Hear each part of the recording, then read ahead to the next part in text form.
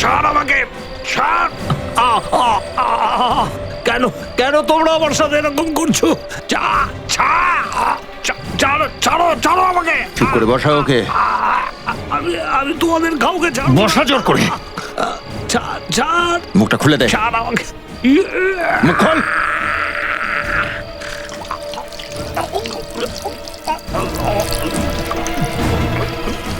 দেখলি তো আমার সাথে পাঙ্গা নেওয়ার ফল। আমার সাথে পাঙ্গা নিবি। বস, এই আঙুলটা কোনো একজন মেয়ের, যার বয়স 22 থেকে 25 বছরের মধ্যে। স্যার, আর কোনো গুরুত্বপূর্ণ বিষয়? হ্যাঁ, একটা বিশেষ ব্যাপার জানা গেছে। এই আঙ্গুলটা যে মেয়েরই হোক, তার নিশ্চয়ই কোনো কিডনির প্রবলেম আর ফাঙ্গাল ইনফেকশন ছিল। এত কম বয়সে কিডনির অসুখ? অসুখ আজকাল বয়স দেখে হয় না ফ্রেডি। নিখিল, একটা কাজ করো, খবর নাও এই পুরো সপ্তাহে 22 থেকে 25 বছরের কটা মেয়ে নিখোঁজ হয়েছে আর ওদের নিখোঁজ হওয়ার রিপোর্ট লিখিয়েছে কিনা। স্যার। হ্যাঁ স্যার, একটা কথা কিছুতেই বুঝতে পারছি না, যে ওই মেয়েটার আঙুল ওইভাবে ওখানে পৌঁছলো কি করে? মাছ নেবেন? মাছ, খুব ভালো মাছ আছে। পমফ্রেট, ইলিশ, মাগুর, চিংড়ি, খুব ভালো মাছ আছে। মাছ নেবেন? মাছ, খুব ভালো তাজা মাছ, এই মাছ টাটকা? একদম টাটকা। একটু ধরুন। ও বাবা, আমার ধরতে হবে।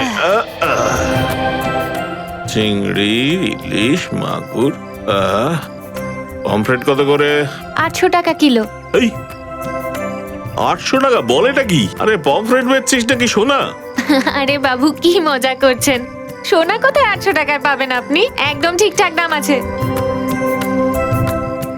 এনে 500 ধর, আর পমফ্রেট গুলো সব দিয়ে দে।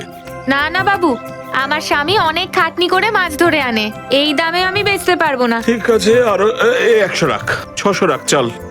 না আপনার না আমার, 750 টাকা নেব। বলুন তো, দিয়ে দিচ্ছি। 600 আমি শেষ দাম বলেছি, নয়তো বাজারে গেলে আরো কম দামে আরো ভালো মাছ পাবো। হ্যাঁ বাবু, আপনি ওইখান থেকেই কিনুন, ওদেরও মাছ বিক্রি হবে, আপনারও কম টাকা পড়বে। একটু ধরুন দেখি। আরে তো অদ্ভুত বায়না দেখছি। মাছ নেবেন? মাছ, আজও মাছুলি দেখছি। একদম টাটকা মাছ আছে। আরে মাছালি, বেঁচে আছিস এখনো? হ্যাঁ বৌদি, এই নিন।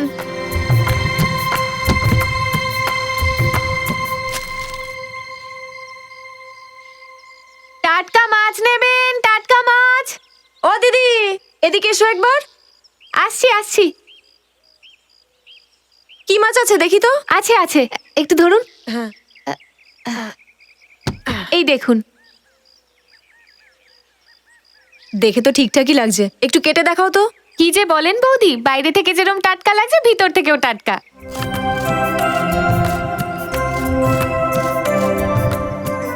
এই দেখুন। এটা কি? হে ভগবান!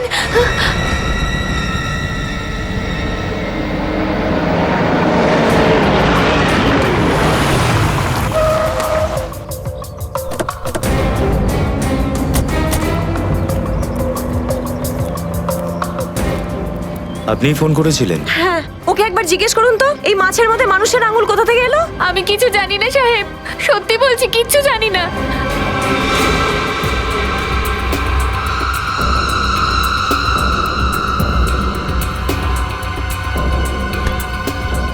মানেটা কি যে তুমি জানো না? মাছ তুমি এনেছো তো? হ্যাঁ সাহেব, 5 বছর ধরে মাছ বিক্রি করছি, কিন্তু আজ অব্দি কখনো এরকম হয়নি। এই মাছগুলো কি তোমার স্বামী ধরে? হ্যাঁ, কিন্তু ও তো খুব সহজ সরল মানুষ, ও কোনো গন্ডগোল করতে পারে না। তাহলে এই মাছটা কোথা থেকে ধরে এনেছো? সেটা তো আমি জানি না, ও ও আমার স্বামী বলতে পারবে। দেখো ওকে। ও তো মাছ ধরতে গেছে, সন্ধেবেলায় ফিরবে। বাকি মাছগুলোর মধ্যে তো এরকম কিচ্ছু নেই। একটা কাজ করো, এই কার্ডটা রাখো, বলবে সিআইডি ব্যুরোতে দেখা করতে। হ্যাঁ সাহেব।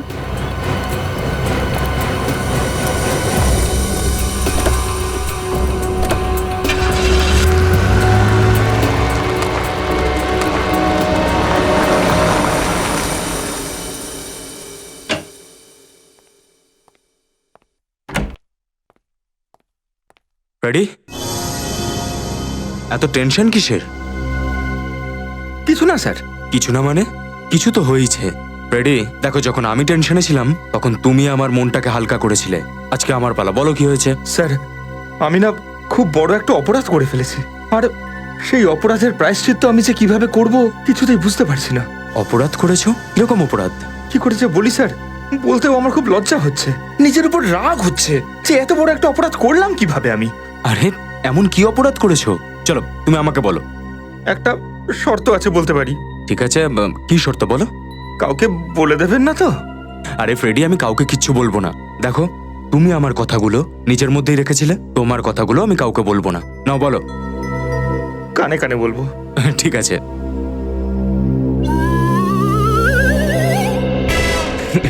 এইটুকু ব্যাপারের জন্য তুমি নিজেকে অপরাধী মনে করছিলে, দোষী মানছিলে? আরে আপনি হাসছেন এ কথা শুনে?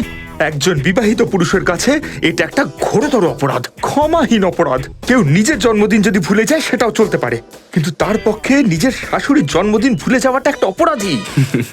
এবার সব ব্যাপার বুঝতে পারলাম আমি। তুমি তোমার শাশুড়ির জন্মদিনটা ভুলে গেছো, রাইট? আর এই ব্যাপারটা নিয়ে বৌদি রাগ করেছে, রাইট? শুধু রাগ?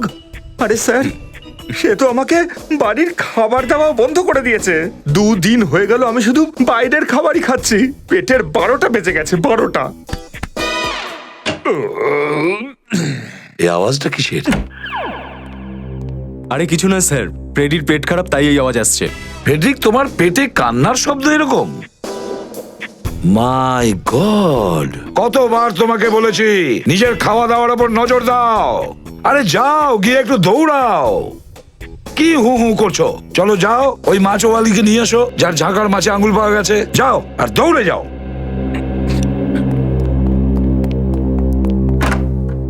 মিসিং পারসনস ব্যুরো থেকে কি জানতে পারলে? স্যার, এই সপ্তাহে 5খানা এমন মেয়ের রিপোর্ট লেখানো হয়েছে যারা মিসিং, যাদের বয়স 22 থেকে 25 বছর। 5টা মেয়ে 22 থেকে 25 বছর বয়সের মধ্যে? ওদের বাড়িতে গিয়ে জিজ্ঞাসাবাদ করতে হবে, ভালো করে জিজ্ঞাসাবাদ করতে হবে। স্যার,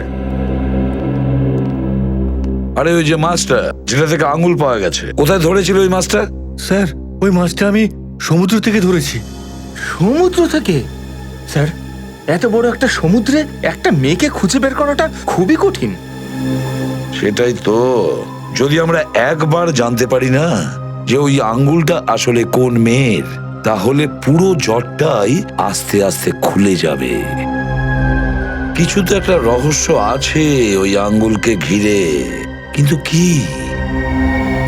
তাহলে আঙ্গুলটা আসলে কার? কিসের রহস্য আছে ওই আঙ্গুলে?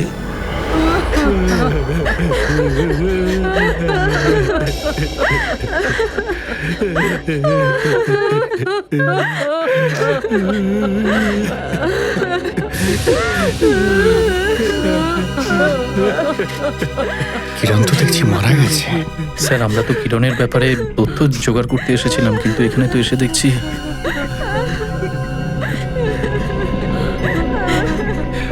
আপনারা ক্ষমা করবেন, আপনি কি কিরণের বাবা? হ্যাঁ, আমি সেই হতভাগ্য বাবা। দেখুন, আমি জানি যে এই সময় এটা জিজ্ঞেস করা ঠিক নয়, তাও কিরণের ব্যাপারে কিছু প্রশ্ন করতে চাই। আপনারা কি পুলিশ অফিসার?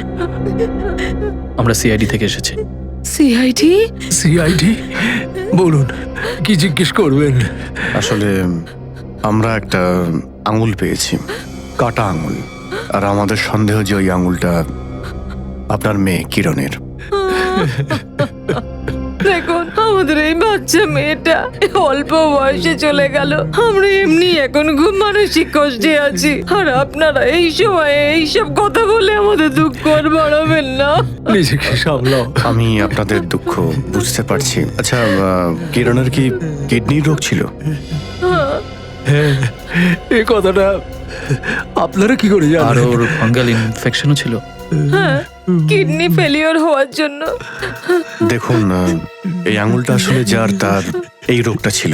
যদি কিছু মনে না করেন, আমরা কিরণের হাতটা চেক করতে পারি? না, একদম না।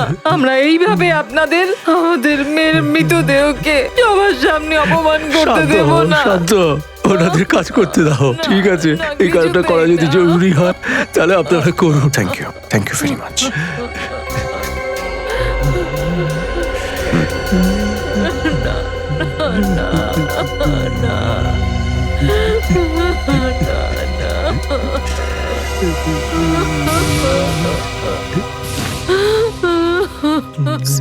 এর আঙুল তো ঠিকই আছে, কিন্তু নখ নেই। হ্যাঁ স্যার। কিরণ তো নিখোঁজ ছিল, তাহলে ওকে আপনারা কবে পেলেন? কালই আমরা ওকে পেয়েছি আর কে হসপিটালের মর্গ থেকে। মর্গে? দেখুন, এটা আপনাদের কাছে এত সহজ নয়, কিন্তু আমাদের কিরণের লাশকে ফরেনসিক ল্যাবে নিয়ে যেতে হবে পরীক্ষা করার জন্য। না, শান্ত হও, আপনারা এরকম শান্ত হও। করতে পারেন না। শান্ত না, হও, শান্ত হও, না, শান্ত হও। না। কিরণের লাশকে ফরেনসিক ল্যাবে পাঠানোর ব্যবস্থা করুন। হ্যাঁ শাহরুখে, এই আঙ্গুলটা কিরণের নয়, তাই তো? হ্যাঁ বস, এই আঙুলটা কিরণের নয়। তাহলে সেটা কার স্যার? এই আঙুলটা কোনো 50 থেকে 55 বছর বয়স্ক কারোর। কিন্তু স্যার আপনি তো বলেছিলেন এই আঙুলটা একজন মহিলার। হ্যাঁ বলেছিলাম, তখন আমি শুধু আঙুলের নখটা দেখে বলেছিলাম। কিন্তু স্যার, আরে ভাই, ভুল হয়ে গেছে, স্বীকার করছি ভুল হয়েছিল, আমরা মানুষ ভাই। হ্যাঁ হ্যাঁ শাহরুখে, কিন্তু প্রবলেম হলো এটা কিরণের বাড়ির লোক কিরণের বডি এখনই সৎকার করতে চাইছে। প্রচুর পরিশ্রম করতে হয়েছে অভিজিৎ আর নিখিলের যখন ওরা ওখানে পৌঁছেছিল। I am sorry boss, very very sorry, কিন্তু এখন আমি কনফার্ম এই আঙুলটা কোনো 50 থেকে 55 বছর বয়স্ক কারোর, আর ওর ব্লাড ক্যান্সার ছিল। Blood cancer? হ্যাঁ স্যার, আর ওনার মৃত্যু হয়েছে প্রায় 4-5 দিন হয়ে গেল। আর কিছু জানতে পারলেন? হ্যাঁ বস, এই দেখো বস, এই আঙুলটা খুব খারাপ ভাবে থেঁতলে গেছে, যে কোনো কারণে। কোনো অ্যাক্সিডেন্টের কারণে? হ্যাঁ, হতে পারে। নিখিল, একটা কাজ করো, কিরণের বডি ওর বাড়ির লোককে দিয়ে দাও, আর ওদেরকে বলো যে আমাদের ভুল হয়ে গিয়েছিল আর আমরা ক্ষমা চাইছি। রজত, খবর নিতে হবে এমন কোন মহিলার যার বয়স 50 থেকে 55 বছর আর যার ব্লাড ক্যান্সার আছে, যার আঙ্গুল খুব খারাপ ভাবে থেঁতলে গেছে কোনো অ্যাক্সিডেন্টে। দেখা যাক এই হসপিটাল থেকে কি জানতে পারা যায়। এক্সকিউজ মি, আমরা সিআইডি থেকে আপনাকে কিছু জিজ্ঞাসাবাদ করতে চাই। সিআইডি? কি ব্যাপার স্যার, কেউ খুন হয়েছে নাকি? হ্যাঁ, আমরা এটা জানতে চাই যে কিছুদিন আগে আপনাদের হসপিটালে 50 থেকে 55 বছরের বৃদ্ধ এখানে চিকিৎসা করাতে এসেছিল। স্যার, এখানে সমস্ত পেশেন্ট ক্যান্সারের চিকিৎসা করাতেই আসে। আপনি কার কথা বলছেন? ওনার ব্লাড ক্যান্সার ছিল, আর একটা দুর্ঘটনায় ওনার হাতের কিছুটা অংশ নষ্ট হয়ে যায়, এই জন্য উনি অপারেশনও করিয়েছিলেন। আরে বাপরে, যে লোকটার ক্যান্সার ছিল তার সঙ্গে এই ঘটনা ঘটলো।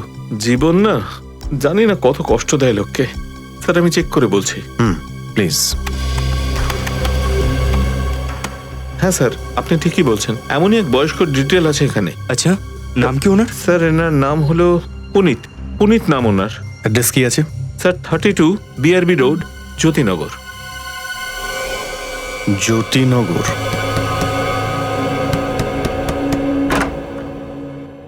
হ্যাঁ বলুন। সিআইডি। সিআইডি, আপনারা আমার বাবার ব্যাপারে কথা বলতে এসেছেন না? ওনাকে কি পাওয়া গেছে? না, আসলে ব্যাপারটা একটু সিরিয়াস। সিরিয়াস? কি হয়েছে স্যার? স্যার, আমার বাবা ঠিক আছে তো? উত্তর দিন স্যার। আসলে ব্যাপারটা হচ্ছে যে আমরা একটা কাটা আঙুল পেয়েছি। কাটা আঙুল? ঠিকই শুনেছ। আর আমাদের সন্দেহ হচ্ছে ওই আঙুলটা তোমার বাবা পুনিত বাবুর। কি? এটা হতে পারে না, না, এটা হতে পারে না। এরকমটাই হয়েছে, আর এটাই সত্যি। কোথায় পেয়েছেন আঙুল? মাছের ভিতরে। মাছের ভিতর থেকে? এমনটাই হয়েছে। কিন্তু আপনারা এতটা শিওর হতে পারছেন কিভাবে যে ওই আঙুলটা আমার বাবারই? দেখুন, ওই আঙুলটা 50 থেকে 55 বছরের একজন বৃদ্ধের, যার ব্লাড ক্যান্সার আছে।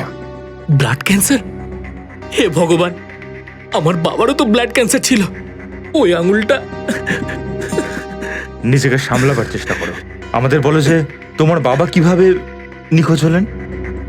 3 দিন আগে বাবা যখন ফ্যাক্টরিতে কাজ করছিল তখন ওনার দুটো হাতই মেশিনের মধ্যে চলে যায়, আর যখন আমি ওনাকে হসপিটালে নিয়ে যাই তখন ডাক্তারবাবু সরে যান, রাস্তা দিন আপনারা, আমার বাবার প্রচন্ড কষ্ট হচ্ছে, কেউ আছেন এখানে? রাস্তা দিন, ডাক্তারবাবুকে রাখো, ডাক্তারবাবু। আর একটা ডাক্তারকেও দেখতে পাচ্ছে না যে আমার বাবাকে দেখবে। বাবা, তুমি একদম চিন্তা করো না, আমি তোমাকে কিচ্ছু হতে দেবো না, ঠিক আছে? ডাক্তারবাবু, ডাক্তারবাবু, ডাক্তারবাবু, ডাক্তারবাবু, ডাক্তারবাবু, ডাক্তারবাবু, ডাক্তারবাবু, ডাক্তারবাবু, আরে একে এভাবে ভেতরে ঢুকতে দিল কে? আমার বাবার অবস্থা খুব খারাপ। কোথায় তিনি? বাইরে রয়েছে স্ট্রেচারে, আপনি প্লিজ আমার সঙ্গে চলুন।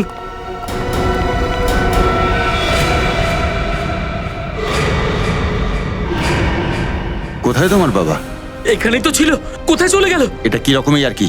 আমি আর কি করছি না ডাক্তারবাবু, বাবা তো এখানেই ছিল, আমি ওনাকে নিজে এখানে নিয়ে এলাম। বাবা, বাবা, বাবা, নার্স, আমার বাবা কোথায়? আমি এইমাত্র ওনাকে স্ট্রেচার করে নিয়ে এলাম। না, আমি দেখিনি আপনার বাবাকে। দেখেননি, দেখেননি বাবা? দাদা, দাদা, আপনি আমার বাবাকে দেখেছেন দাদা? হ্যাঁ, আমার বাবা কোথায়? আরে আমি কি করে জানবো? জানেন না? কোথায় গেল আমার বাবা? বাবা, বাবা, বাবা। তুমি কোন হসপিটালে গিয়েছিলে? আর কে হসপিটাল? আর কে হসপিটাল? স্যার, এটা তো সেই হসপিটালটাই না যার মর্গের মধ্যে কিরণের লাশ রাখা ছিল? এই দুটো ব্যাপারের সঙ্গে আবার কোনো সম্পর্ক নেই তো? আর কে হসপিটাল? সালুকে, সালুকে কোথায়? স্যার সালুকে স্যার, ও ও অ্যাকচুয়ালি স্যার, অ্যাকচুয়ালি ও কোথায়? সালুকে কোথায়? স্যার আসলে ব্যাপারটা এটাই যে আমি বলতে যাচ্ছিলাম। কোথায় সালুকে? ও কোনো গোলমাল করেছে? না না, এরকম কিছু হয়নি। এরকম কিছু নয়। ওদিকে তাকাচ্ছ কেন? সালুকে, স্যার সালুকে, ওদিকে যাবেন না, ওদিকে কেউ নেই। সালুকে, সালুকে, একই ছেলে মানুষ হচ্ছে।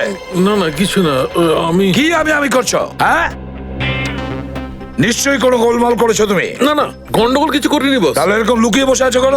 আমি বেরোচ্ছি, বাইরে বেরোচ্ছি, কিন্তু একটা শর্ত আছে। আরে আবার ছেলে মানুষে? তুমি আমাকে কিছু বলবে না। আগে বাইরে এসো। হ্যাঁ, বেরোচ্ছি। কি হয়েছিল বলো? কি গোলমাল করেছো তুমি?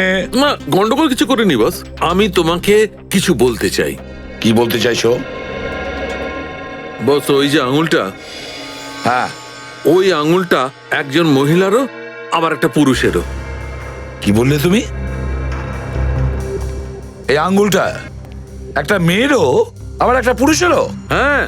কি বলছেন শালুকে স্যার? একটা আঙুল তো একজনেরই হতে পারে না। এখন এই আঙুল একজন পুরুষ আর একজন মহিলার কি করে হতে পারে? সেটা এই জন্যই রজত, এই পুরো আঙুলটা আসলে পুনিত বাবুরই, কিন্তু ওতে যে নখটা লাগানো হয়েছে সেটা এই কিরণের। আঙ্গুলটা হলো পুনিতের আর নখ লাগানো আছে কিরণের। তার মানে তুমি বলতে চাইছো নেইল গ্রাফটিং করেছে? এক্স্যাক্টলি বস, এইটাই আমি বলতে চাইছিলাম বস। এই যে আঙুলটা ছিল সেটা থেঁতলানো ছিল, আর এই থেঁতলানো আঙুলের ওপর কারোর নখ গ্রাফট করা হয়েছিল। নেল গ্রাফটিং এর মানে হলো যদি কারোর নখ উপড়ে যায় তাহলে তার পরিবর্তে অপারেশনের মাধ্যমে কোনো অন্য মানুষের নখ বসানো। আরে বাহ, আজকে সূর্য কোন দিকে উঠেছে ভাই? আপনি আমাকে ইনসাল্ট করছেন না? আরে না না ফ্রেডি, সালুকে, যে কোনো গ্রাফটিং এ, আমি বলতে চাইছি অর্গান গ্রাফটিং এ। ঠিক আছে, আমি নেইল গ্রাফটিং ই বলছি। যদি আঙ্গুলটা কোনো পুরুষের হয় তাহলে ওর নখটাও হবে কোনো পুরুষের, আর যদি কোনো মেয়ের আঙ্গুল হয় তাহলে তার উপরে নখটা হবে কোনো মেয়ের, তাই তো? না হলে এটা রিজেক্ট হয়ে যাবে। ঠিক কথা। তাহলে এটা কি? সেইটাই তো আমি ভাবছি বস, এটা কি? এটা কোন আনাড়ি ডাক্তার করেছে? এরকম তো হয়ই না। কিন্তু যা কিছুই হয়েছে আর কে হসপিটালেই করা হয়েছে, কারণ পুনিত গেছিল আর কে হসপিটালে, আর কিরণের লাশটাও মর্গে ছিল আর কে হসপিটালে। তার মানে যা কিছু গোলমাল হয়েছে ওই আর কে হসপিটালেই হয়েছে। হ্যাঁ বলুন। আমি সিআইডি থেকে পুনিত বাবুর ব্যাপারে কিছু জিজ্ঞাসাবাদ করতে চাই। পুনিত? কোন পুনিত? রাহুলের বাবা, এই যে রাহুল। কিছু মনে পড়ছে আপনার? ওর বাবাকে বাঁচানোর জন্য আপনার কাছে সাহায্য চাইছিল, আর এর মধ্যেই পুনিত বাবু হসপিটাল থেকে গায়েব হয়ে যান। আচ্ছা আচ্ছা, রাহুলের বাবা। স্যার, যার কথা আপনি বলছেন সে হসপিটাল থেকে কোথায় চলে গেছে সেটা কেউ কিছুই জানে না। অদ্ভুত ব্যাপার। এটা কিরকম হসপিটাল? একজন অসুস্থ রোগী এখান থেকে গায়েব হয়ে যায় আর কেউ কিছু বলতেই পারছে না। স্যার, প্রথমে তো আমি ভেবেছিলাম ও আর কি করছে, কিন্তু পরে যখন বুঝতে পারলাম তখন স্যার সত্যি সত্যি আমার খুব খারাপ লেগেছিল। না স্যার, আমি দেখিনি ওই লোকটা কোথায় গেল। তুমি কি করে কিছু দেখতে পাওনি? একটা লোক তোমাদের হসপিটাল থেকে উধাও হয়ে যায় আর তুমি বলছো তুমি কিছু দেখোইনি? পুনিত বাবুর হাত থেকে রক্ত বেরোচ্ছিল, যন্ত্রণায় চিৎকার করছিলেন, আর কেউ কিছু দেখোইনি। অদ্ভুত। স্যার, আমি আপনাকে একদম সত্যি কথা বলছি। আমি ওনাকে ভেতরে ঢুকতে তো দেখেছিলাম, কিন্তু বাইরে বেরোতে নয়। উনি এই গেট দিয়ে বাইরে যাননি। ও যদি এই গেট থেকে না বেরোয় তাহলে হসপিটাল থেকে বেরোনোর অন্য কোনো রাস্তা আছে নাকি? হ্যাঁ স্যার, হতে পারে অন্য গেট দিয়ে গেছে। অন্য আর একটা গেট থেকে? আচ্ছা, ওই গেটে কোনো ওয়াচম্যান থাকে? হ্যাঁ স্যার, ওখানে রঘু নামে একটা ওয়াচম্যান থাকে। আচ্ছা, ওই গেটটা কোন দিকে? স্যার ওই দিকে। তাহলে আপনি ওই আহত ব্যক্তিটাকে এখান থেকে যেতে দেখেননি? No ma'am. অদ্ভুত। এক্সকিউজ মি, আমার নাম তানিয়া। আমার ডক্টর রাক্ষসের সঙ্গে অ্যাপয়েন্টমেন্ট আছে নেল গ্রাফটিং এর জন্য। 1 minute ma'am. Hello doctor. Miss Tania এসছেন আপনার সাথে দেখা করতে। ওকে ডক্টর, যান ভেতরে যান। Thank you. এখানে নেল গ্রাফটিংও হয়? হ্যাঁ ম্যাম, নেল গ্রাফটিং হয় এখানে। ও, মনে হচ্ছে পুনিত বাবুর অপারেশন এখানেই হয়েছে। হ্যাঁ শ্রেয়া, কিছু জানতে পারলে? স্যার, নেল গ্রাফটিং এর অপারেশন এই হসপিটালে করা হয়। তার মানে হলো যা কিছু হয়েছে এই হসপিটালেই হয়েছে। হতেই পারে স্যার। হ্যাঁ নিখিল, ওকে ঠিক আছে, তুমি হসপিটালের পিছনের গেটে থাকো, আমি আসছি। শোনো, তোমরা নেল গ্রাফটিং এক্সপার্টের সাথে কথা বলো, আমি এক্ষুনি আসছি। হ্যাঁ নিখিল। স্যার, এ হলো রঘু। ওই দিন গেটে ডিউটিতেই ছিল, এখন ঘুমোচ্ছে। স্যার, আমার মনে হয় আমাদের দেশের অর্ধেক ওয়াচম্যানের এই একই অসুখ, ডিউটিতে ঘুমোনোর। এই অসুখ কম হয়ে গেলে অপরাধও কমে যাবে। তোলো ওকে। এই ওঠ ওঠ। কি রে ভাই, এত ভালো একটা স্বপ্ন দেখছিলাম, অকারণে ঘুম ভাঙিয়ে দিলি। আচ্ছা, কি দেখছিলিস স্বপ্নে? দেখছিলাম আমি আমাদের দেশের ক্রিকেট টিমের ক্যাপ্টেন হয়ে গেছি, ম্যাচ চলছে আর শেষ বলে জেতার জন্য 6 রান দরকার। এই ম্যাচ শেষ, সিআইডি। মাফ করবেন স্যার, ডিউটিতে ঘুমাচ্ছিস? ঘুমানোর পুরনো অসুখ স্যার, ছাড়তেই চায় না। আবার যদি তুই ডিউটি করতে গিয়ে ঘুমোস, তোর ঘুম ভাঙবে সোজা জেলে গিয়ে। না স্যার, এরপরে আর এরকম ভুল হবে না। আচ্ছা এটা বলতো, এই 2-4 দিন আগে এই গেট থেকে কোনো বয়স্ক লোককে বেরোতে দেখেছিলি, যার 2 হাত দিয়ে রক্ত বেরোচ্ছিল? হ্যাঁ স্যার, ওনাকে ভুলে কি করে আমি? এই কোথায় যাচ্ছেন আপনি? আরে আগে আপনার হাতটা চিকিৎসা করান না, আপনার হাত দিয়ে এই পরিমাণে রক্ত বেরোচ্ছে, এরপর এখান থেকে অন্য কোনো অসুখ বিসুখ হবে। আমার কাজ আমার মনে পড়ে গেছে। ছাড়ো ছাড়ো আমাকে, ছাড়ো ছাড়ো। আরে স্যার স্যার স্যার। তারপরে উনি ডান দিক ধরে চলে গেলেন। ডান দিকে? ডান দিকে মানে? ডান দিকে মনে হয় অটো স্ট্যান্ডের দিকে চলে গেছেন উনি। মানে আগে কি অটো স্ট্যান্ড আছে? হ্যাঁ স্যার। ঠিক আছে নিখিল, চলো দেখি।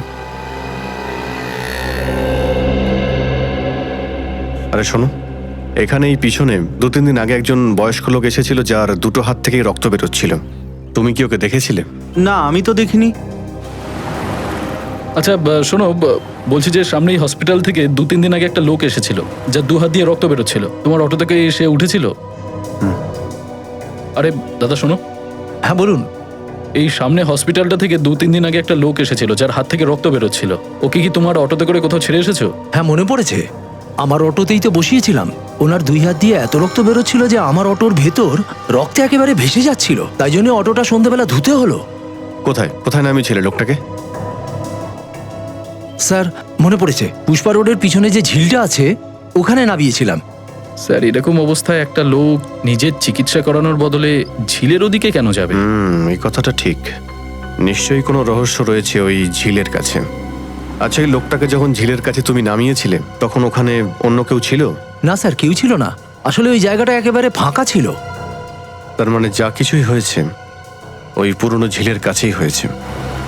হয়তো পুনিতকে মেরে কেউ ওখানে ফেলে দিয়েছিল, আর তারপর ওর আঙুল ওই ঝিলের মধ্যে মাছের পেটে চলে যায়। আমার কালকের মধ্যে তোমাদের সবার অ্যাসাইনমেন্ট চাই, ওকে? স্যার প্লিজ আর একটা সপ্তাহ দিন। না জিমি, প্রত্যেকের জীবনে ডেডলাইনের একটা গুরুত্ব থাকে, সেটা পালন করা শেখো। আরে আপনারা? আমরা সিআইডি অফিসার। সিআইডি? আগে হ্যাঁ, সিআইডি। তোমরা যাও। Okay sir. বলুন আমি আপনাদের কিভাবে সাহায্য করতে পারি? এই হসপিটালের নেল গ্রাফটিং এক্সপার্ট আপনি, তাই তো? আগে হ্যাঁ। তাহলে আপনি এটা বলবেন যে কোনো লোকের আঙুলে মহিলার নখ লাগানো যেতে পারে? এমনিতে তো লাগানো যেতেই পারে, কিন্তু এমনটা কেউ এখানে করে না। আমরা আমাদের এখানে পুরুষের হাতে পুরুষ আর মহিলার হাতে মহিলারই নখ লাগিয়ে থাকি। তাহলে আপনি পুনিতের হাতে কিরণের নখটা কেন লাগালেন? কোন পুনিত আর কোন কিরণের কথাই বা বলছেন আপনারা? আমরা এই পুনিত আর এই কিরণের কথা বলছি। এ পুনিত আর এ হচ্ছে কিরণ। কিছু মনে পড়ছে আপনার? আরে বে তো আগে হ্যাঁ, লাশের ছবি না, আমি এই দুজনের কাউকেই চিনি না। দেখুন, মিথ্যা কথা বলবেন না। এ হচ্ছে পুনিত, যে নিজের ছেলের সাথে এখানে এসেছিল। এনার অ্যাক্সিডেন্ট হয়েছিল। আর এ হচ্ছে কিরণ, যে আপনার হসপিটালের মর্গ রুমে ছিল। দেখুন, এই হসপিটালে অনেক রোগী থাকে, আমি তো সবার নাম মনে রাখতে পারি না। আমি আপনার প্রশ্নের জবাবে শুধু এটাই বলি যে আমি এইরকম নেল গ্রাফটিং কখনো করিনি। আপনি যদি না করে থাকেন তাহলে এই হসপিটালেই অন্য কেউ করেছে। কিন্তু আমাকে ছাড়া এই হসপিটালে কোনো ডাক্তারই নেল গ্রাফটিং করা জানেই না। কিন্তু আপনার স্টুডেন্টরা তো জানে, তাই না? আমার স্টুডেন্ট? আগে হ্যাঁ, আপনার স্টুডেন্টরা। ওদের নাম আর নাম্বারগুলো চাই আমার। নাম আর নাম্বার? আগে হ্যাঁ। কেন? ওদের আদর যত্ন করতে হবে, আর তার জন্য ওদেরকে বিউরোতে নিয়ে যেতে হবে। দেখো, আমরা এটা পরিষ্কার বুঝতে পেরে গেছি যে পুনিত বাবুর নেল গ্রাফটিং তোমাদের মধ্যে কেউ একজন করেছে। বলো, কে করেছে? স্যার, আমরা তো স্টুডেন্ট, পড়াশুনো করি, এরকম কেন করব? জিকে হসপিটালের নেল গ্রাফটিং এর সার্জনের কথায় উনি এই ধরনের নেল গ্রাফটিং কখনো করেননি। তাহলে বাকি রইলে তোমরা। বলো, তোমাদের মধ্যে কে এই নেল গ্রাফটিংটা করেছো? তোমাদের মধ্যে কে কিরণের আঙুলে নখ পুনিতের আঙুলে লাগিয়েছো? স্যার, যদি আমাদের নেল ক্রাফটিং করতেই হতো তাহলে আমরা মেয়ের নখ পুনিত বাবুকে কেন লাগাতাম? এইটা আমাদের আদর্শের বিরুদ্ধে স্যার। সেটাই জন্য করেছো, কারণ সেই সময় কিরণের লাশও তোমাদের হাসপাতালের মর্গেই পড়েছিল। তাই হয়তো তোমরা ভাবলে যে যদি কিরণের নখ লাগিয়ে দিই ক্ষতি কি। আরে কি হলো? তুমি তো দেখছি খুব ঘামাচ্ছ। নাও, পুছে নাও। এমন কোনো ব্যাপার না স্যার। রেডি? এ শুধু ঘামছেই না, ওর তো হাতও কাঁপছে। নাম কি তোমার? জিমি। জিমি, এই নেল গ্রাফটিংটা তুমিই করনি তো? না স্যার। দেখো জিমি, মিথ্যা কথা বলো না। মিথ্যা কথা বলাটাও একটা অপরাধ, বুঝলে? স্যার, ক্ষমা করে দিন স্যার, ভুল হয়ে গেছে। পুনিত আঙ্কেলের নেল গ্রাফটিং আমি করেছি। জিমি, তুমি এটা কিভাবে করতে পারলে? আমি কি করতাম, আমি বাধ্য হয়েছিলাম। আস্তে আস্তে আস্তে চলো। ও নো, এটা কি করে হলো? আস্তে। আপনার তো অনেক রক্ত বেরোচ্ছে। কাজ করবার সময় ওর হাতটা মেশিনে কেটে গেছে। আর বাবা, আঙুলের নখগুলো নষ্ট হয়ে গেল। ও আঙ্কেল, যদি নখ নষ্ট হয়ে যায় তাহলে হয়তো নেল গ্রাফটিং করতে হতে পারে। কিন্তু বাবা দেখো, এতে তো অনেক খরচা হবে। দেখো বাবা, না ওনার এত ক্ষমতা আছে, না ওর ছেলে রাহুলের এত ক্ষমতা আছে যে লাখ টাকার চিকিৎসার খরচ দিতে পারবে। দেখুন আঙ্কেল, আমি 25-30 হাজার তো দিতে পারি, কিন্তু এর থেকে বেশি না বাবা, তুমি ভুল বুঝছো। আমরা টাকা চাই না। তোমার নেল গ্রাফটিং জানা আছে না? হ্যাঁ আঙ্কেল। বেশ বাবা, আমরা শুধু এটাই চাই যে তুমি আমার আঙুলের নখগুলো লাগিয়ে দাও। না আঙ্কেল, আপনি তো জানেন যে আমি পড়ছি এখনো। আঙ্কেল, এগুলো করার অনুমতি আমি এখনো পাইনি। না বাবা, আমাদের পুরো বিশ্বাস আছে যে তুমি এটা করতে পারবে। না আঙ্কেল। হ্যাঁ বাবা, আর তুমি তো এটা ওই ডাক্তারদের ভালোর জন্যই করছো না? হ্যাঁ, কিন্তু না করো না বাবা। যদি আমার এই হাতটা খারাপ হয়ে যায় তো আমি খরচ কি করে চালাবো বাবা? ঠিক আছে আঙ্কেল, আমি আপনার জন্য করব, কিন্তু এখন না, রাতে। আর আপনারা পেছনের দরজা দিয়ে আসবেন প্লিজ আঙ্কেল। এই ব্যাপারে যেন কেউ জানতে না পারে। না বাবা, কেউ জানতে পারবে না বাবা। এই বিষয়ে রাহুলকেও বলো না কিছু বাবা। ঠিক আছে আঙ্কেল, আপনি আপনার খেয়াল রাখবেন। ধন্যবাদ। ধন্যবাদ বাবা। স্যার, পুনিত আঙ্কেল রাহুলকে এই কথাটা এই জন্য বলতে চাইছিলেন না যে কারণ উনি জানতেন যে চিকিৎসা করার মতন টাকা নেই। জানলে রাহুল খুব দুঃখ পাবে, ডিপ্রেসড হবে। তবুও বলবো তুমি ভুল কাজই করেছো। নিজের ডাক্তারি বিদ্যার তুমি ভুল প্রয়োগ করেছো। স্যার, আমি কি করতাম? যেই হাত ধরে আমি হাঁটতে শিখেছি, ব্যথা লাগলে মলম লাগিয়ে দিয়েছে। স্যার, যেই হাত আমায় খিদে পেলে খাইয়ে দিয়েছে, সেই হাত আমি রক্তাক্ত অবস্থায় কি করে ছেড়ে দিতাম? স্যার, আমি পুনিত আঙ্কেলের সঙ্গে এমন কি করে করতে পারতাম স্যার? ঠিক আছে, আপাতত তোমরা যেতে পারো। প্রয়োজন পড়লে আবার ডাকবো তোমাদের। ঠিক আছে। পুনিত বাবু হসপিটাল থেকে সোজা পুরনো ঝিলে গেছিলেন। ওনাকে ঝিলের আশেপাশেই খোঁজ করতে হবে।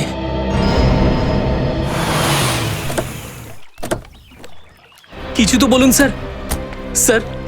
স্যার, আপনারা যদি কিছু না বলেন আমার কিছু মাথায় ঢুকছে না স্যার। এটা আমরা কোথায় এলাম?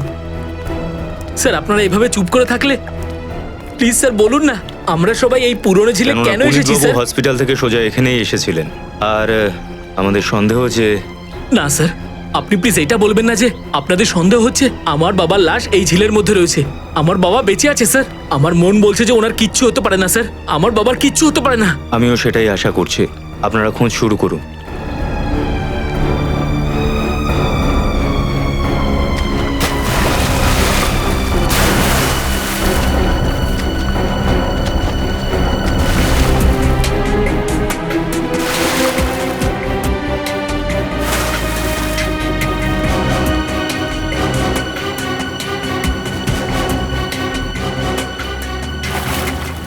কিছু পেয়েছো তোমরা? স্যার এখানে কিচ্ছু নেই। আমি বলেছিলাম না স্যার, আমার বাবা একদম ঠিক আছে, বাবা একদম ঠিক আছে। দেখো রাহুল, যতক্ষণ না ভালো করে খোঁজ হচ্ছে কিছুই বলা যাবে না। খোঁজো, আরো খোঁজো।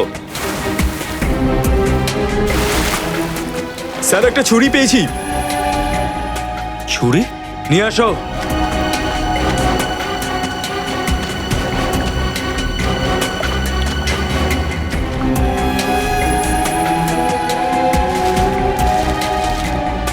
আরো ভেতরে গিয়ে খোঁজো।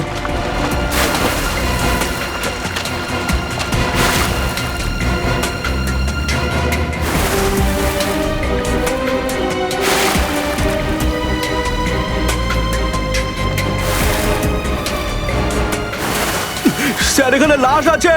লাশ? লাশ? নাও বাইরে নিয়ে এসো। এই তাড়াতাড়ি কর, চল লাশটাকে নিয়ে পারে যাই।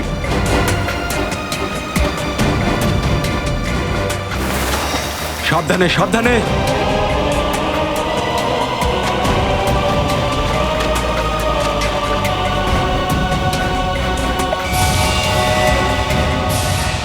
বাবা, বাবা, এটা হতে পারে না। তুমি আমাদের ছেড়ে যেতে পারো না বাবা। সামলাও নিজেকে তুমি।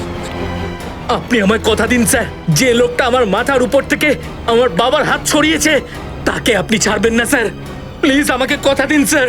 আমি কথা দিচ্ছি, যে পুনিতবাবুর খুন করেছে তার শুধুমাত্র ফাঁসিই হবে।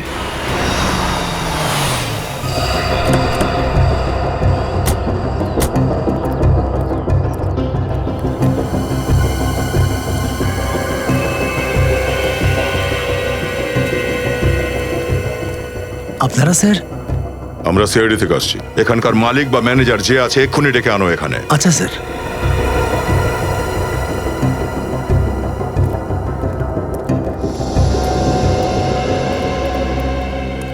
কি হয়েছে স্যার? আমি এই ফ্যাক্টরির মালিক হরিশ, আর এ হলো এখানের ম্যানেজার দিলীপ। মিস্টার হরিশ, আপনার ফ্যাক্টরিতে পুনিত বলে একটা লোক কাজ করত। আমরা ওর লাশ এখানকার পুরনো ঝিল থেকে পেয়েছি। লাশ? আগে হ্যাঁ, লাশ। যেদিনও মারা গেছিল ঠিক সেই দিন আপনার ফ্যাক্টরিতে কাজ করতে গিয়ে ওর হাত মেশিনে কাটা পড়ে, তাই না? হ্যাঁ স্যার, এসেছিল স্যার, কিন্তু এটাতে মেশিনের কোনো গন্ডগোল ছিল না। পুনিত নিজেই অন্যমনস্ক হয়ে কাজ করতো স্যার। একদম নয় স্যার, আমরা পুরনো মেশিনগুলো বদল করবার জন্য এনাদের অনেকবার বলেছিলাম, ওনারা তো কথা শোনেননি। আর তার মূল্য তো আমরা এই শ্রমিকরা দিচ্ছি স্যার।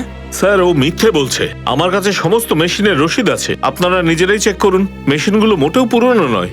সেটা আমরা পরে ঠিক দেখে নেব। আপাতত আমরা এখানে পুনিতের খুনের ব্যাপারে জানতে এসেছি। কি? পুনিতকে খুন করা হয়েছে? হ্যাঁ হ্যাঁ, খুন। কেউ ওকে ছুরি দিয়ে মেরে তারপরে ওর লাশটাকে ঝিলের মধ্যে ফেলে দিয়ে এসেছে। কিন্তু স্যার কেউ কেন এমনটা করবে? আর পুনিতের সঙ্গে কারো শত্রুতাও ছিল না। শত্রুতা ছিল তো ওই গগনের সঙ্গে। আমার সাথে?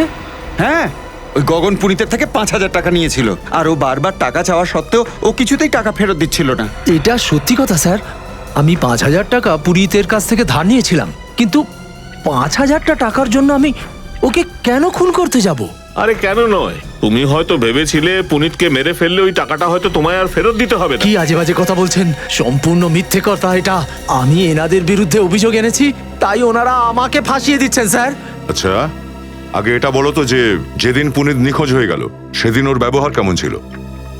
স্যার ও চিন্তিত ছিল আর টেনশনেও ছিল। চিন্তিত ছিল আবার টেনশনও ছিল কেন?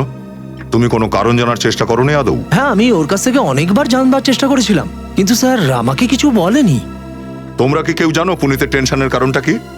স্যার সত্যিটা তো জানি না, হয়তো উনি রমেশের জন্য খুব চিন্তিত। রমেশ? কে রমেশ? ওই স্যার কেউ না স্যার, কেউ না। দেখো, মালিককে ভয় পাওয়ার কোনো কারণ নেই। যা কিছু জানো খুলে বলো। স্যার, যেদিন পুনিতবাবু নিখোঁজ হয়েছিলেন ঠিক তার একদিন আগে রমেশবাবুও নিখোঁজ হন। রমেশ নিখোঁজ ছিল? এই রমেশ কি এই ফ্যাক্টরিতেই কাজ করতো? হ্যাঁ স্যার। আপনি রমেশের নিখোঁজ হওয়ার রিপোর্ট তো লেখাননি পুলিশে? লেখাতে যাচ্ছিলাম স্যার, কিন্তু স্যার তো আমাদের মানা করলেন। স্যার, আমি ঘাবড়ে গিয়েছিলাম যে পুলিশের চক্করে হয়তো আমার এই ফ্যাক্টরি তালা বন্ধ হয়ে যাবে। তালা তো এবারে লাগানো হবে আপনার ফ্যাক্টরিতে। বিনীত, চটপট সিল করে ফেলো কারখানাটা। এখানে ততদিন কোনো কাজ হবে না যতদিন না আমরা এই কেসটা সলভ করতে পারি, বুঝেছেন? আরে স্যার, আপনি এরকম করবেন না। এই ফ্যাক্টরি দিয়ে অনেক মজুরের জীবন চলে। কি স্যার, আজ আমাদের পরিবারের বিশাল চিন্তা করছেন? হ্যাঁ না গগন, তোকে তো আমি পরে দেখছি। হ্যাঁ, দেখে নেবেন। অবশ্যই এই পুনিতের খুনের রহস্য রমেশের সঙ্গে জুড়ে আছে। তাহলে এটা তো কনফার্ম যে আঙ্গুলটা পুনিতের? হ্যাঁ বস, আর এইটাও একদম ঠিক কথা যে এই খুনটা এই ছুরি দিয়ে হয়েছিল যেটা তোমরা ঝিলে পেয়েছিলে। কিছু নতুন কথা বলো সালুখে। নতুন কথা বলবার জন্যই ডেকেছি, এসো। এইটা দেখছো, এটা কি? জল। ফ্রেডি স্যার, জলের ওপর ভেসে থাকা কিছু দেখতে পাচ্ছেন? তেল? একদম ঠিক। আর এই তেলটা আমি পেয়েছি পুনিতের পেটের মধ্যে থেকে। মানেটা বুঝছো পেটি? বুঝতে পেরেছি ডক্টর সালুখে। ঝিলের জলের মধ্যে তেল ছিল যেটা পুনিতের পেটে চলে যায়। না ফ্রেডি, এই তেলটা আগেই ওর পেটে ছিল। স্যার, তাহলে কি পুনিত বেশি তৈলাক্ত খাবারই খেত নাকি? না না না ফেডরিক, তৈলাক্ত খাবার খাওয়ার জন্যই যে পুনিতের পেটে তেল জমেনি। এই তেল পুনিতকে খাওয়ানো হয়েছিল, জোর জবরদস্তি পুনিতকে খাওয়ানো হয়েছিল। স্যার, পুনিত বাবু তেলের ফ্যাক্টরিতে কাজ করতো না? তাহলে ওখানেই হয়তো। একদম ঠিক বলেছ রজত, একদম ঠিক। পুনিতের মৃত্যুর রহস্য ওইখানেই লুকিয়ে আছে যেখানে ও কাজ করত, ওই অয়েল ফ্যাক্টরিতে।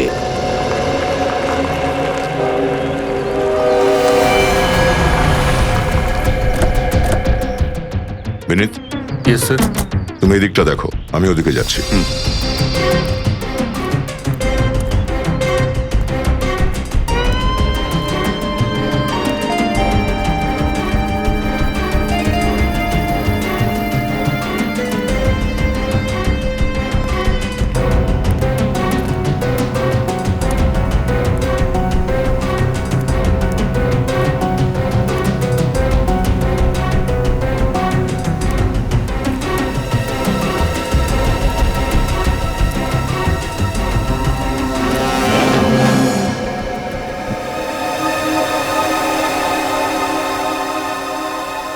মাটিতে একদম ভিজে এখানে।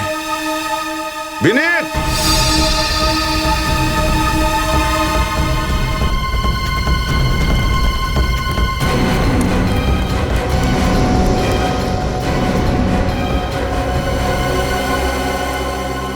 স্যার, একটা কাজ করো বিনীত, আমাদের গাড়ি থেকে মাটি খোঁড়ার জন্য কিছু নিয়ে এসো। স্যার।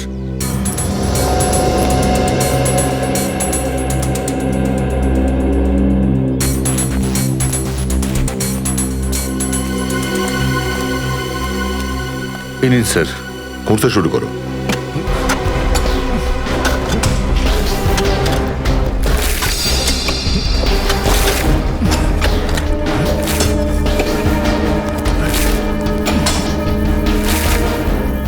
এক মিনিট,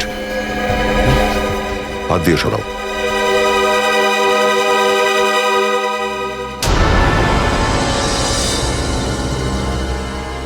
স্যার, এটা ওই রমেশের লাশ নয় তো? স্যার, যেদিন পুনিতবাবু নিখোঁজ হয়েছিলেন ঠিক তার একদিন আগে রমেশবাবুও নিখোঁজ হন। হতে পারে সেটা।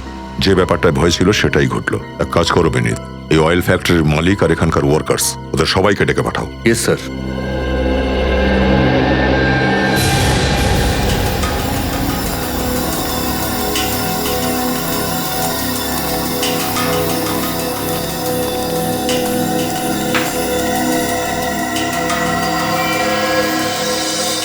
স্যার, এ তো রমেশ। রমেশের লাশটাকে এখানে পুঁতে রেখেছে আর আমরা কেউ কিছু জানতেই পারিনি। তো মিস্টার হরিশ, কি বলবেন এবার? আমি কি বলবো স্যার, আমার জানা নেই এই লাশটা এখানে কি করে এলো। লাশ? এই লাশটা হলো রমেশের। এর নামটা সম্মানের সঙ্গে উচ্চারণ করুন। আপনার ব্যাংক ব্যালেন্স বাড়াতে এ মাথার গাম পায়ে ফেলতো, বুঝেছেন? স্যার স্যার এই রমেশকেও ঠিক সেইভাবেই ছুরি দিয়ে মারা হয়েছে যেভাবে পুনিতকে মারা হয়েছিল। তার মানে দাঁড়াচ্ছে দুজনের খুনি কোনো একজনই হবে, আর ওই খুনি এই কারখানারই কেউ হবে। না না স্যার, আমাদের মধ্যে কেউ রমেশবাবুকে কেন মারবে? উনি তো আমাদের বন্ধু ছিলেন। কে কার বন্ধু ছিল কিংবা শত্রু খুব শিগগিরই জানা যাবে সেটা। সেটা কিভাবে? আজ সন্ধে ঠিক 7টায় এমআই রোডে একজন সাক্ষী খুনির নাম বলতে আসছে আমাদের, যে নিজে পুনিতকে খুন হতে দেখেছে। কি? আগে হ্যাঁ, ব্যাস শুধু সন্ধে পর্যন্ত অপেক্ষা, তারপরেই জানা যাবে যে আসল খুনিটা কে, আর সে ঢুকবে গারদদের পেছনে।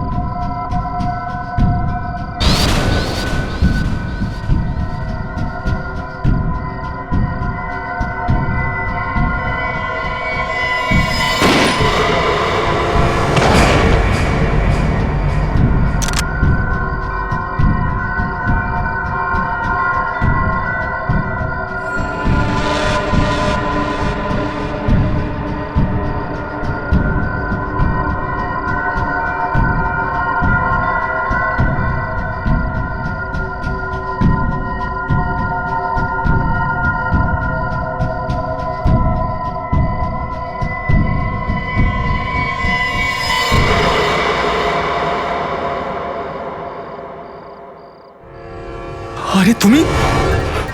হ্যাঁ আমি। তুমি বেঁচে আছো? তুই কি ভেবেছিলি আমি পটল তুলেছি? এটা হলো আমার বুলেট প্রুফ জ্যাকেটের কামাল। এই দেখ, এই দাঁড়া বলছি। এই দাঁড়া স্যার, তাড়াতাড়ি তাড়াতাড়ি।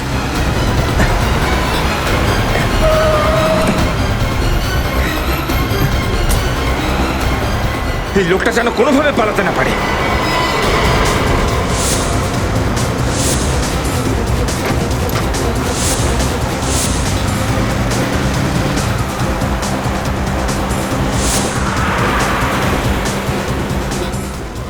স্যার, এ তো দেখছি হাইওয়ের দিকে ছুটছে। হাইওয়েতে পৌঁছানোর আগেই ধরে নেব ফ্রেডি।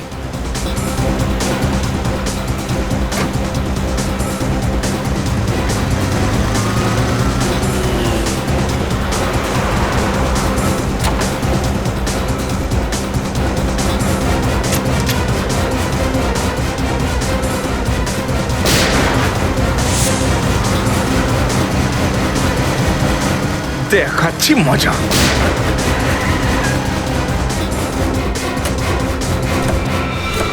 পালাবার চেষ্টা করবি না। আরে ঘুমটাটা তো তোল। তুই কি ভেবেছিলি সিআইডির হাত থেকে বেঁচে যাবি? ভুল হয়ে গেছে স্যার, আমায় ক্ষমা করে দিন স্যার। দুটো খুন করে ফেলেছি স্যার। চুপ! দুটো খুন করে তুমি সেটাকে ভুল বলছো? ভুল! অনেক বড় অপরাধ করেছো তুমি। কি করব স্যার, আর কোনো রাস্তা যে খোলা ছিল না। আচ্ছা, আর কোনো রাস্তা ছিল না? এমন কিসের অসুবিধা ছিল তোমার? কিসের অসুবিধা ছিল বলো আমাকে। স্যার, রমেশ আর আমি প্ল্যান করে ফ্যাক্টরির তেল চুরি করতাম, আর তারপর ওই তেলে ভেজাল মিশিয়ে বাজারে চড়া দামে বিক্রি করতাম। যেই থালায় খেতিস সেই থালাতেই থুতু ফেলতে তোর বিন্দুমাত্র লজ্জা হলো না? কখনো কখনো মানুষ লোভের বশে নিজের পথ ভুল করে ফেলে স্যার। আমিও ভুল করেছিলাম স্যার, আর রমেশ হয়তো নিজের ভুলটা বুঝতে পেরে গিয়েছিল। আমায় বারবার করে বলতো যে এসব আমাদের ছেড়ে দেওয়া উচিত।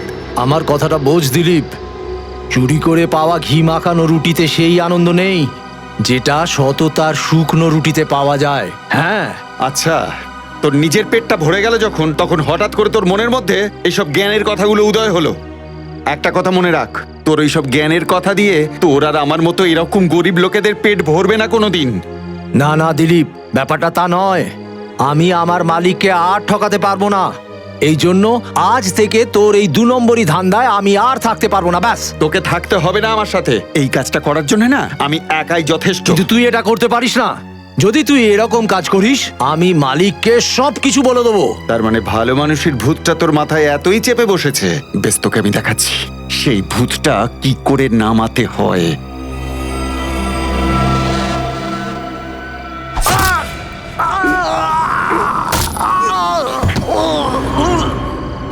নিয়ে যা ওকে, নিয়ে যা।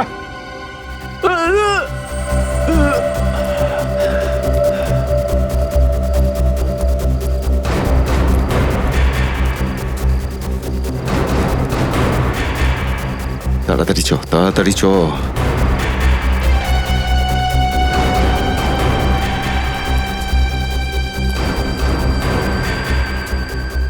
আস্তে, সাবধানে, তাড়াতাড়ি কর, তাড়াতাড়ি কর, কেউ দেখতে না পায়। তাড়াতাড়ি কর, তাড়াতাড়ি, তাড়াতাড়ি। কেউ দেখতে পেলে সর্বনাশ হয়ে যাবে। তাড়াতাড়ি কর, এদিকে খড়, খড় এদিকে।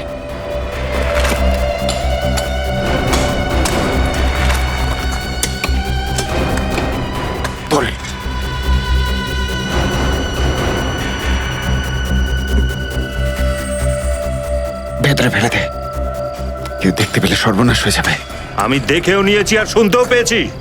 আমি রমেশের এই মৃত্যুটাকে ব্যর্থ হতে দেব না। তোমরা নিজেদেরকে নিয়ে পুলিশের হাতে ধরা দাও, নাহলে আমি। নাহলে কি করবি? তুই যদি তোর মুখ কারুর কাছে খুলেছিস, তাহলে তোকে ওখানে একই সাথে পুঁতে দেব। আমি তোমাদের একেবারেই ভয় পাই না। তোমরা আজই সিআইডির হাতে নিজেরা ধরা দাও, নাহলে আমি এক্ষুনি সিআইডি কে ফোন করব। শোন পুনিত, যত টাকা তোর লাগবে আমি দেব, ভেবে দেখ। না হলে তোর একটা ছেলে আছে তাই না? যা, ভালো করে চিন্তা ভাবনা করবে। যা। রমেশকে খুন করার সময় পুনিত তোমাকে দেখে ফেলেছে, তাই তুমি পুনিতকেও খুন করে দিলে। পুনিতকে আমি বাঁচানোর অনেক চেষ্টা করেছিলাম স্যার। টাকা দিয়ে আমি ওর মুখটা বন্ধ করতে চেয়েছিলাম, কিন্তু ও ওর দারিদ্র্য নিয়েই খুশিতে ছিল। টাকা পয়সার লোভ ওকে ওর আদর্শ থেকে বিচ্যুত করতে পারেনি স্যার। কারণ ও সৎ লোক ছিল, একজন সৎ লোক যার সততা তুমি কিনতে পারোনি, আর সেই জন্য তুমি ওর হাত মেশিনে ঢুকিয়ে দিয়েছিলে। হ্যাঁ স্যার, কিন্তু ও ভাগ্যবান ছিল বলেই বেঁচে গিয়েছিল।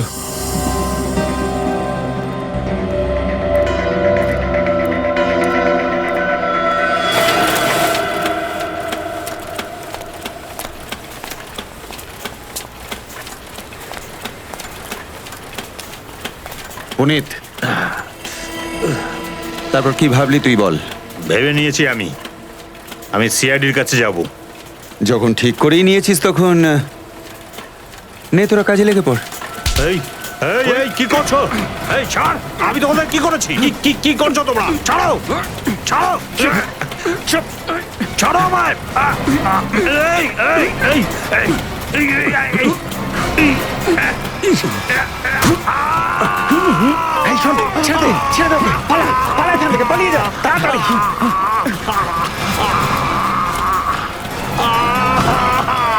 আরে পুরিত, তোমার এ কি হলো? কি করে হলো ভাই?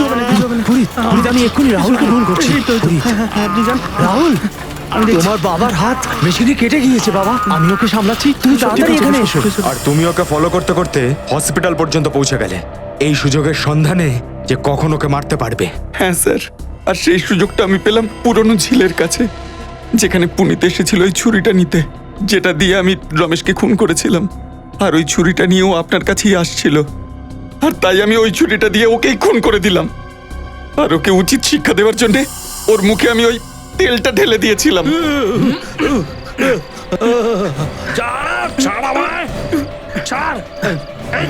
এই মুখ খোলো, নিচে বসা।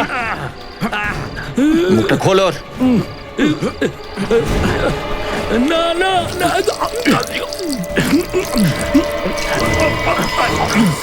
আর ওই তেলটাই তোমাকে ধরিয়ে দিল। তোমার অপরাধের পুরো গল্পটা বলে দিয়েছে ওই তেল আমাদের। এবার পৌঁছতে থাকো জেলের গড়াতে বসে।